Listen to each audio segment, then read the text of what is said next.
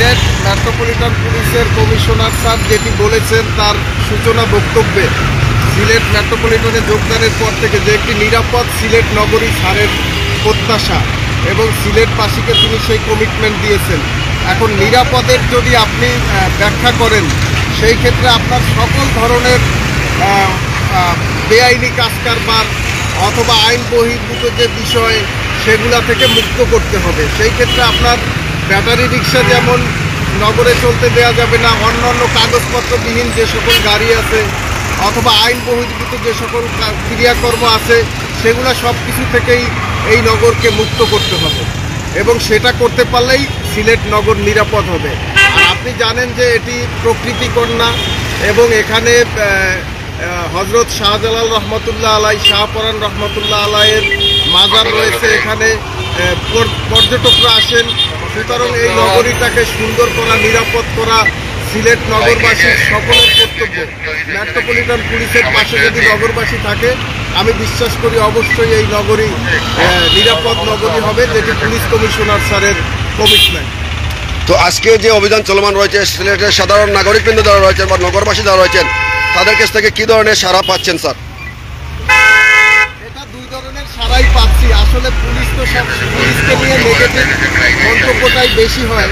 যেমন আমি আজকেও দেখলাম সোশ্যাল মিডিয়ায় অনেক কমেন্ট যে এই অভিযান চলার পরেই তো আবার শুরু হবে। আসলে এটা তো একটি চলমান প্রক্রিয়া।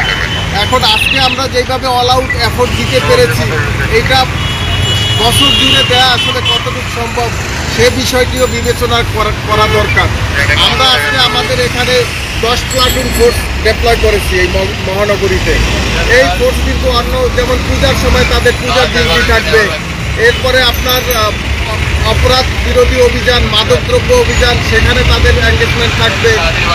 সেই ক্ষেত্রে তখন ট্রাফিক হয়তো এত বড় সাপোর্টটা পাবে না, সেই ক্ষেত্রে কিছুটা হতে পারে, কিন্তু আমাদের এই অভিযান চলমান থাকবে।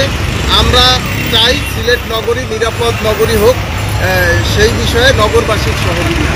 অনেক অনেক ধন্যবাদ স্যার। আপনাকেও ধন্যবাদ, নগরবাসীকেও ধন্যবাদ আমাদের পাশে থাকার জন্য। ধন্যবাদ স্যার। আসসালামু আলাইকুম। প্রিয় দর্শকবৃন্দ, আমরা কথা বলছিলাম এই মুহূর্তে সিলেটের মেট্রোপলিটন পুলিশের ট্রাফিক এর ডিসি মহোদয় জনাব মাহফুজ সাহেবের সাথে আমরা কিন্তু কথা বলছিলাম। প্রিয় দর্শকবৃন্দ, শুনছিলেন যে নগরবাসীর কাছ থেকে কিন্তু সাড়া পাচ্ছেন এবং সাধারণ মানুষের কাছ থেকে যেমনটা বলছিলেন যে আজকের থেকে যে 22 সেপ্টেম্বর সোমবার থেকে এই চলমান অভিযান যেভাবে থাকবে সেটি কিন্তু আপনাদেরকে আমরা দেখানোর চেষ্টা করছি। প্রিয় দর্শকবৃন্দ,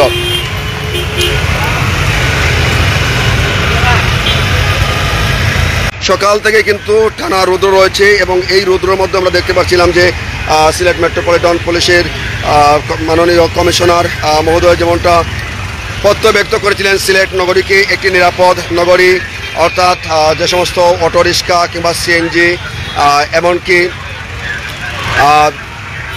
বিভিন্ন যানবাহনের আসলে যাদের বৈধ কাগজপত্র নেই বা মেয়াদ নেই সেগুলোর বিরুদ্ধে কিন্তু এবং বিভিন্ন যে সিএনজি আপনারা জানেন যে সিলেট মেট্রোপলিটন থেকে 20,000 সিএনজি কিংবা অটোরিক্সার সিএনজির পারমিশন দেওয়া হলেও সেই নগরীতে চলছে 40,000-এর মতো সিএনজি বা অটোরিক্সা।